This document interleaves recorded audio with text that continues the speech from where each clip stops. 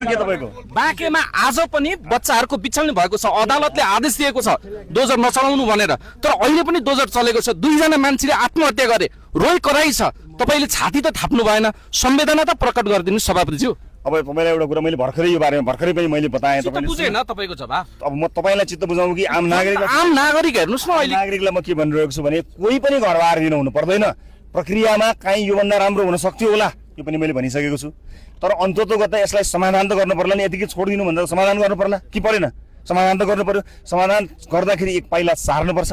त्यो पाइला सार्दै जाँदाखेरि हामी गन्तव्यमा पुग्छौँ र अन्तिममा गन्तव्यमा पुग्दा कसैले पनि मलाई अन्याय परेछ भन्नु यो एकदमै अर्ली भएको छ। अहिले सुरुवात तपाईँले भन्नुभएको, तपाईँले खबरदारी गर्नुभयो, अन्यायमा परे, मान्छे मरे, अप्ठ्यारो पर्यो, तपाईँहरू बोल्नु भएन भन्नुभयो नि। हामी बोल्ने भनेको हाम्रो नीतिले बोल्ने हो। त्यो समय आउँदैछ। उहाँहरू सबै जो घरबार विहीन हुनुहुन्छ, वर्षौँदेखि बस्नुभएको छ, मृतकको परिवारलाई कस्तो खालको न्याय दिनुहुन्छ जसले सुकुम्बासीको व्यवस्थापन नभइकन तपाईँले डोजर चलाउँदाखेरि आत्महत्या गर्नु पर्यो? त्यो परिवारले कसरी न्याय पाउँछ? हरेकले न्याय पाउँछ। मरेको मान्छेले पनि न्याय पाउँछ?